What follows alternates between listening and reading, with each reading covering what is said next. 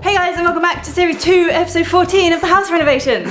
And we want to start off today's video with a little bit of a challenge, or a little bit of an ask from you guys. And that is a challenge? An ask? Challenge. And that is, do you think that we can get 350... I keep doing this and get my numbers completely wrong. 350 likes on this video. The main reason is we're getting on average about 300 likes per video with a 99% like to dislike ratio, which is incredible, but we want to see if we can up those likes just a little bit because it would really help out with the YouTube algorithm, whatever that is. Whatever the YouTube algorithm is, and hopefully we'll get our videos put in front of more people's faces so more people can come and follow mine and Hollie's journey of this house renovation series. So if you watched the last video, you will know that half of our kitchen turned up. Only half. So while we wait for the other half, we are going back outside to the garden.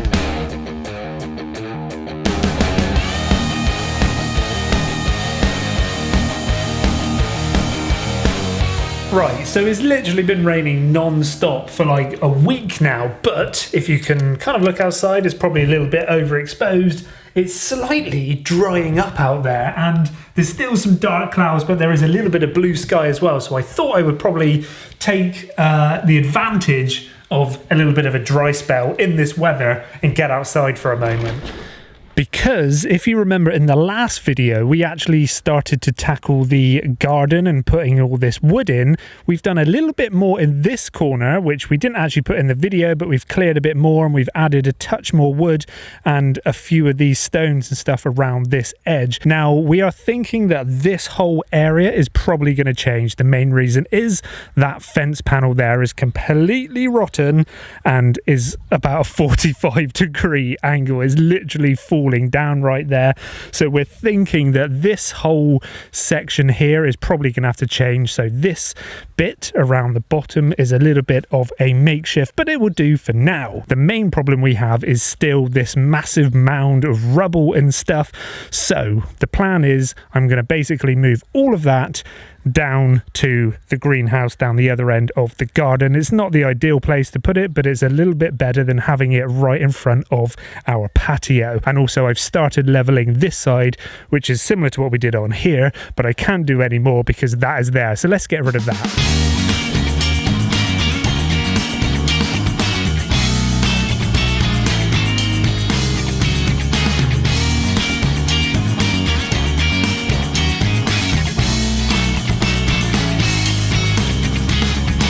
That took me a lot longer than I anticipated then. That was like an hour of moving all of that rubble, and I'm guessing that was probably about 2 tons of rubble I just moved then, or of blocks, bricks, whatever you want to call them, because of the size of the tower down there. And I also chucked a load more rubble down in the corner of there, all of that, like the odd size stuff. But this is looking a little bit better now.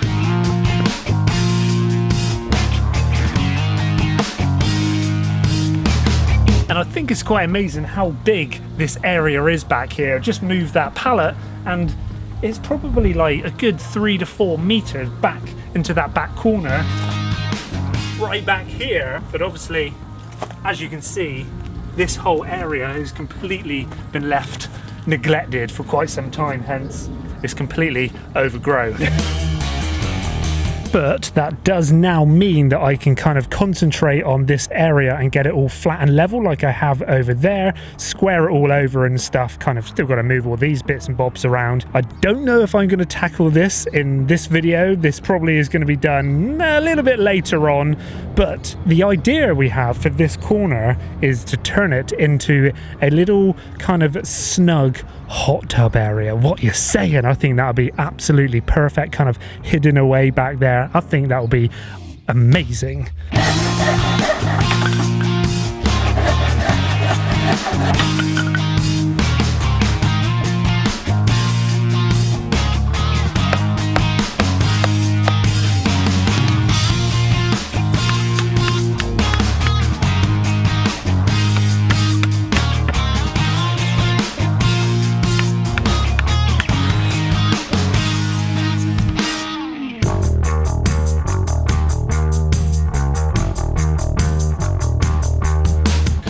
Right, so after all of that effort, as you can see now, this area looks so much better. That big mound of rubble is now gone, and I've just leveled the floor and it's looking all good.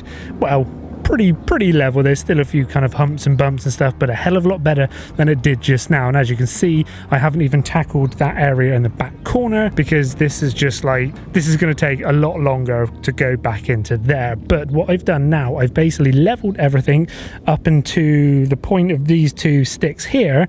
So that now means that I should be able to put the grass seed down on this area and all of this area as well, and between all of these flagstones, and hopefully it's going to start growing and look all amazing. Because if we look at the weather does not look good for the rest of the week, but that's very good for grassy because obviously it needs to be watered every day. So to save us watering it, we can just rely on the rain.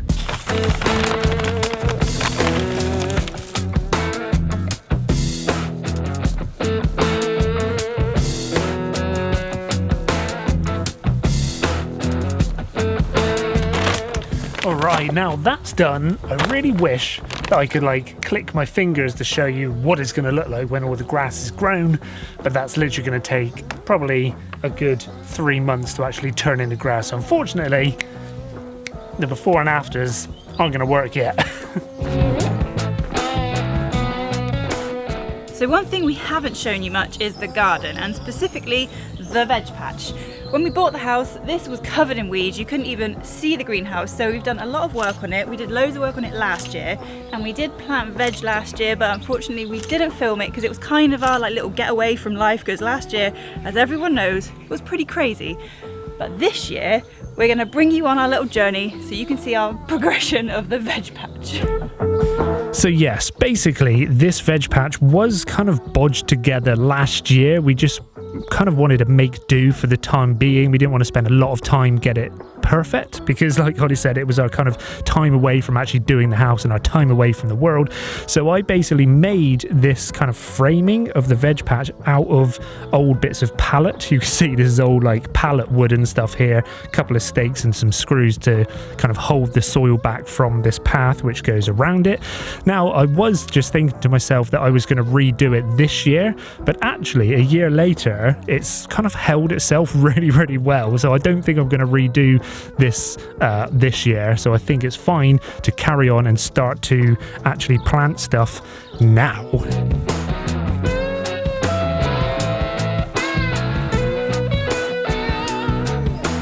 So one thing we're trying to work out is where to put things and how far apart to space things, because last year we grew pumpkins and we had far too many and it was so overgrown. It literally looked like a jungle. It was a pumpkin jungle. It was great, but it overtook the path. It was a bit ridiculous. And I'd like to say we've learnt from our mistakes, but we haven't.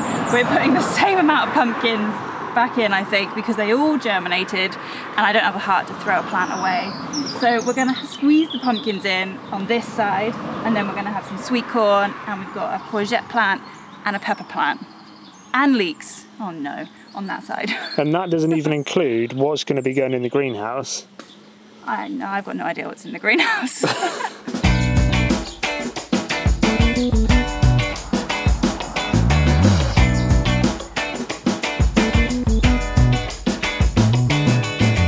So we were trying to grow as much as we can from seed. However, something kept eating the sweet corn seeds. So we did have to buy these from a shop, mainly just because I really wanted sweet corn. We just grew them last year and they're actually just really pretty to look at. We didn't actually get any sweet corns last year, but the plant looks nice. I'm by no means a gardening expert at all, but I think I'm right in saying with sweet corn you're meant to grow it as like a square, not a row, to help with the pollination between the plants. I'm not 100% sure if that's true, but that's what I've heard. It sounds pretty good. It sounds pretty genuine. So we're going to grow them as, are we going 3 rows or 2 rows? You tell me. I'll start planting and see how we go. You guys obviously don't watch our videos to learn much from us because we're complete noobs, complete novices at everything we do, but we actually really enjoy reading your comments. Well, we're a bit overexposed. We actually really enjoy reading your comments of people who kind of know what you're doing and know what you're talking about. So if you see anything in this video or any of our videos and you've got some advice and some hints and tips, always put them in the comment section down below, because me and Holly read all the comments, and actually we rely on your advice. we actually do rely on a lot of your advices, even on like Instagram and stuff. I had people message today about like stuff with our kitchen, so we do really appreciate all the comments of advice, hints and tips. But anyway, back to I can't get the sweet corn out. hopefully plant some sweet corn.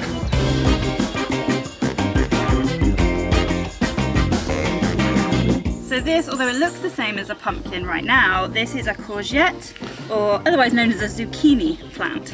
And we only have one, so hopefully it makes us courgettes. Or zucchinis. Or zucchinis. Make some zucchinis. All right, so Holly has done a fantastic job here planting all of the veggies into the veg patch. Now, they obviously look very small at the moment, but they will get very big very, very quickly. So I'm going to build a little bit of a path through the veg patch here so we can get on and water it and kind of maintain them. But talking about paths, I'm also trying to work out, is there a way to basically build a nice path all the way up through the garden, which is going to take us up to the flagstone path which we put in, which goes onto the patio. And I feel like it kind of flows nicely, and that's why we've kind of put these bricks down here and bits of wood and stuff, so we kind of visualize the flow of the path. But obviously we've got such a load of mess in the garden here. We've still got a load of building supplies and, you know, bits of wood and extra soil and stuff, but the path kind of flows nicely. And this corner, we're also trying to think, is there a way to turn this into a nice seating area? So that's why these kind of green metal poles are here, so we can visualize it, and Holly's little tree we've put here so we can see if the path was to flow around something, you know, if we put a tree here or something. But before we can actually do this path, we have to tackle all of this, like all these overgrown weeds and stones and everything. You know, we got to do the boring bit now.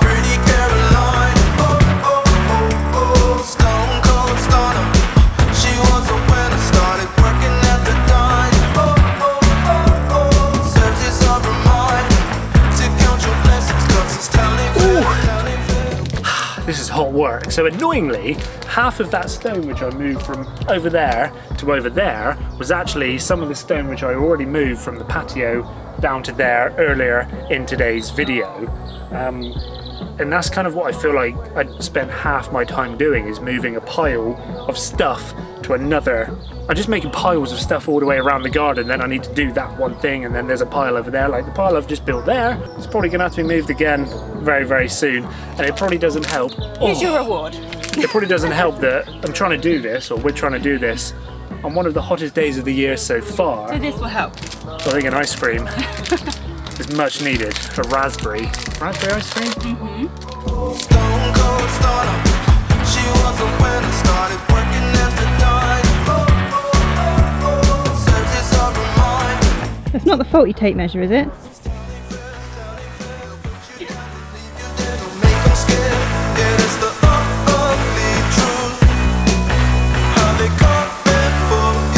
I feel like that flows quite nicely now. I do too.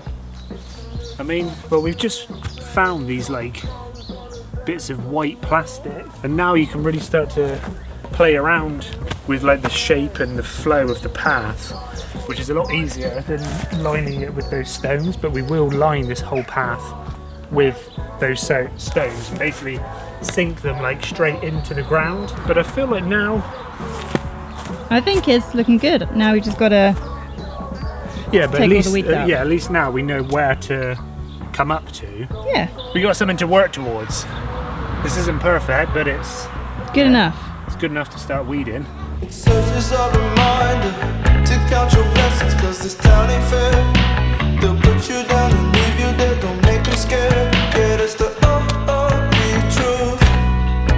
How they coming for you. Yeah. So we have now flashed forward a day, and it's a little bit more overcast currently, so it's not so blistering hot trying to do all of this like groundworks and stuff, but we're cracking on with it again today. And as you can see, we've kind of turfed out a little bit where the actual path is going to go, and now Holly is going along the edge of the path and sinking those bricks down just a little bit so they're kind of flush with the grass.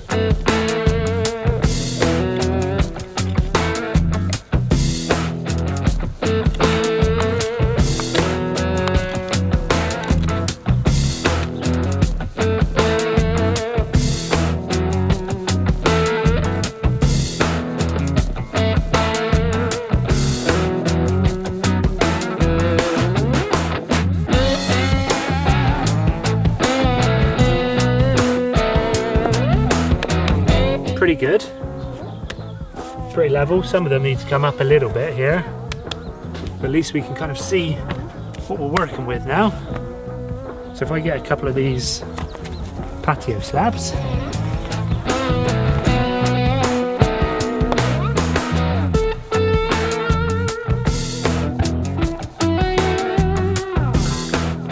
So as you can see, the path is actually coming together nicely now. We can kind of visualize what it's fully going to look like when it's all done. We obviously wanted to do a little bit of a test, so we liked it. That's why we've only done this one section, because we've got a hell of a lot to go all the way up there and all the way back down there as well. So when we do it properly, I will be taking all of this back up and putting a weed guard down, because we don't want any weeds to go through the path. And then we will be putting the stone and the patio slabs back down. And then we're going to get some wood chip and actually wood chip the path as well, so it goes around the patio slabs.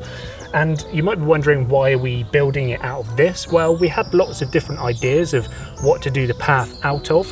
We thought about doing it out of like railway sleepers. We thought about doing it out of like a nice slate or like a nice gravel or something, but all of that would have cost a lot of money, where this isn't actually costing us anything, because these stones are the ones which I just piled up down there. I'm moving them again.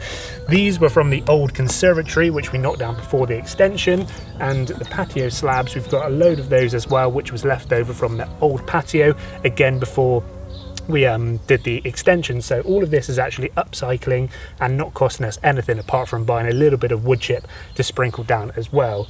And overall, I think it's going to look really, really nice. Literally like 5 minutes later, I've just done a bit more of the turf, and now the rain has definitely started. I think this is the time to end today's video. Thank you for watching. I'm going to get back inside.